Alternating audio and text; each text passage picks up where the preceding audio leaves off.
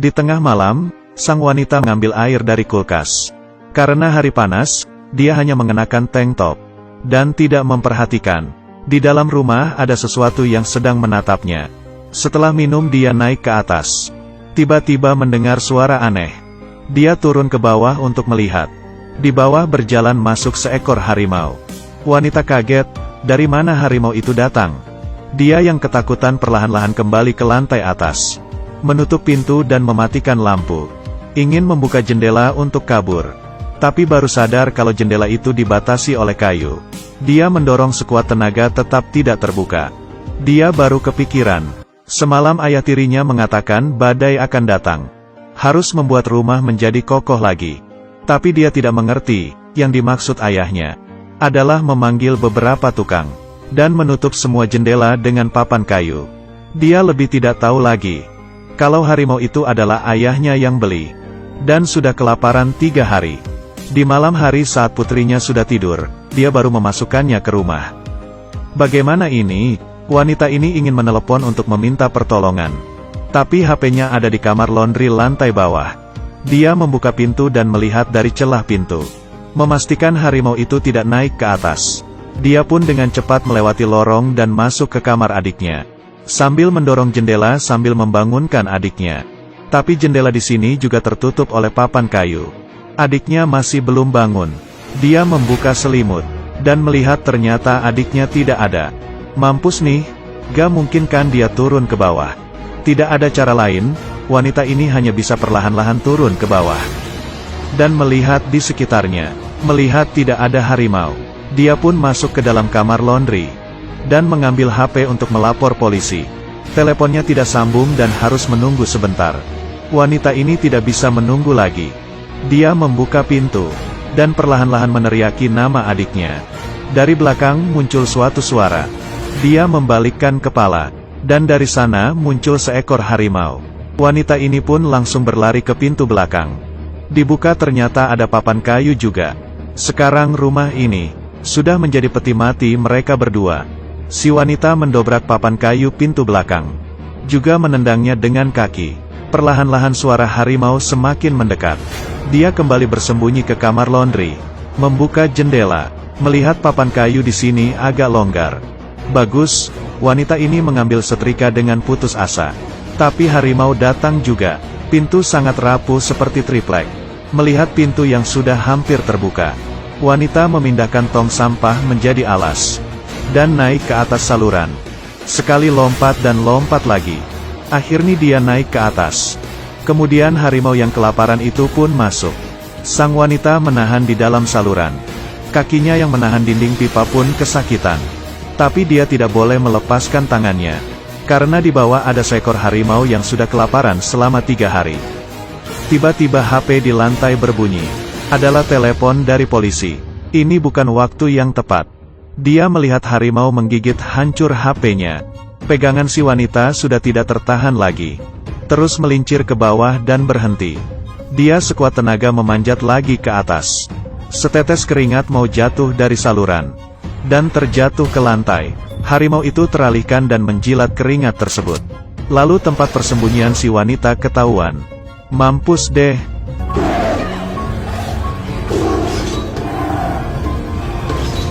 Waktu hidup dan mati. Si wanita mengeluarkan sekuat tenaga. Perlahan-lahan naik ke atas. Akhirnya keluar dari saluran itu. Dan sampai di lantai 2. Badannya sangat kelelahan. Ditambah lagi rasa panik. Membuatnya semakin capek. Dia menghela nafas dengan kuat. Agar dirinya lebih tenang. Tiba-tiba dia melihat di samping ada orang. Dan ternyata adalah adiknya. Adiknya tidak menjawabnya. Karena adiknya autis. Tidak bisa berbicara normal. Si wanita membawa adiknya ke dalam kamarnya. Lalu menyalakan komputer.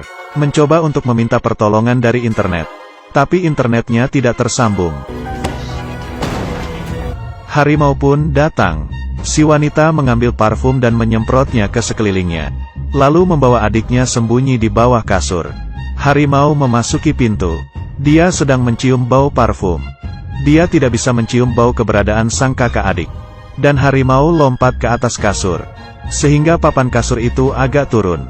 hampir saja mengenai muka si wanita. Tapi setelah itu, harimau menghilang. Wanita itu semakin takut. Dia terus melihat ke sekelilingnya. Apakah sudah pergi? Di saat wanita itu membalikkan kepalanya, harimau itu sudah di sampingnya, dan ingin masuk ke bawah kasur. Hingga kasur itu terjungkal balik, dan mereka terperangkap di pojokan. Tapi kasur juga kebetulan menjadi pembatas mereka.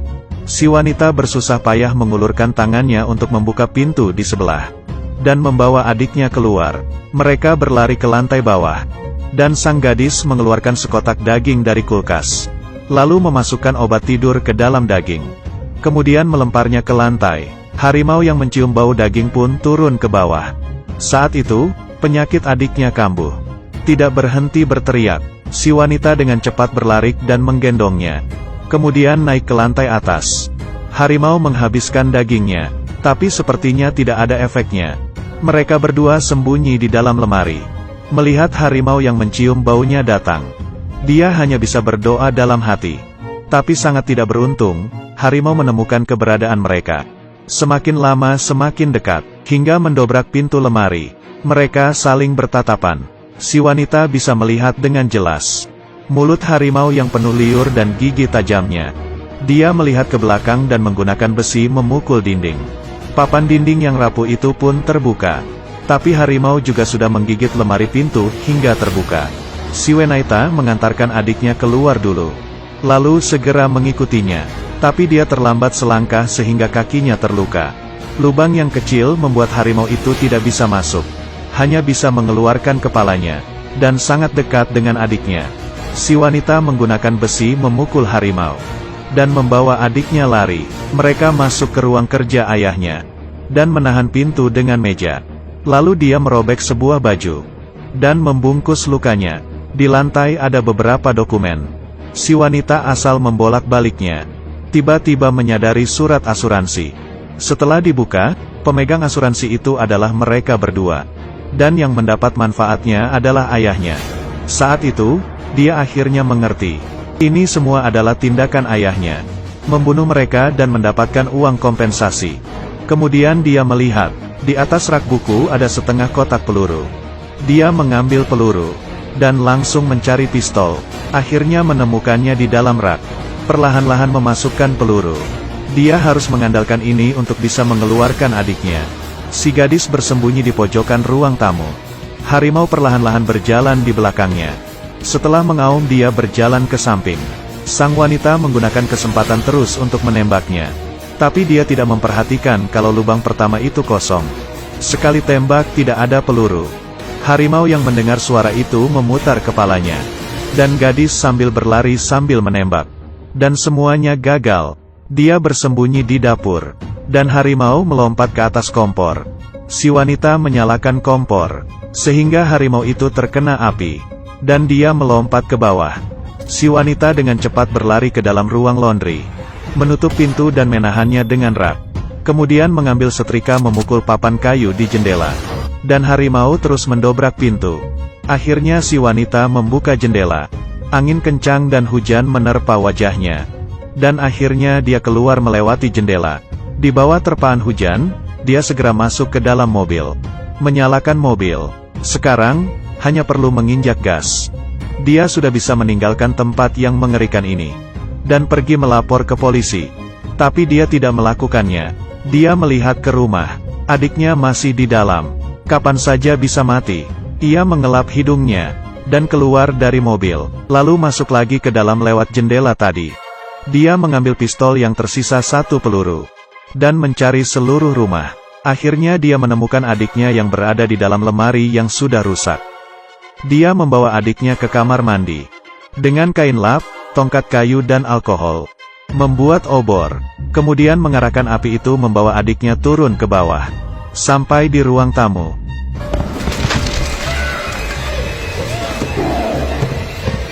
Si wanita mengarahkan api dan pistolnya ke arah harimau dan menembaknya. Tembakan kali ini membuatnya berdarah, sehingga membuat harimau semakin marah. Untungnya masih ada obor. Si gadis maju dengan perlahan mengarahkan obornya, mundur selangkah demi selangkah. Hingga sampai ke dapur, harimau masih menunggu kesempatannya. Si gadis menyuruh adiknya sembunyi di dalam kulkas. Kemudian mengarahkan obor apinya. Dia juga masuk ke dalam.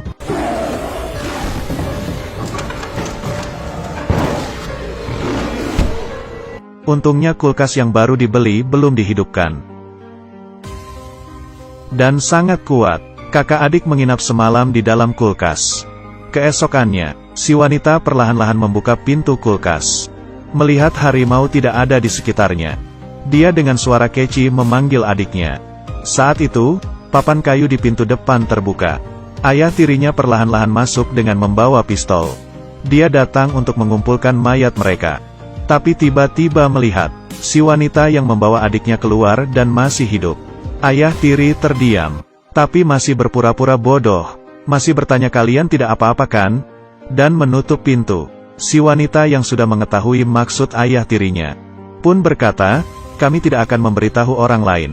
Bisa lepaskan kami gak?" Ayah tiri berkata, "Awalnya ibumu juga berkata seperti itu." Sang wanita akhirnya mengerti, ternyata ibu kandungnya juga dibunuh oleh ayah tirinya.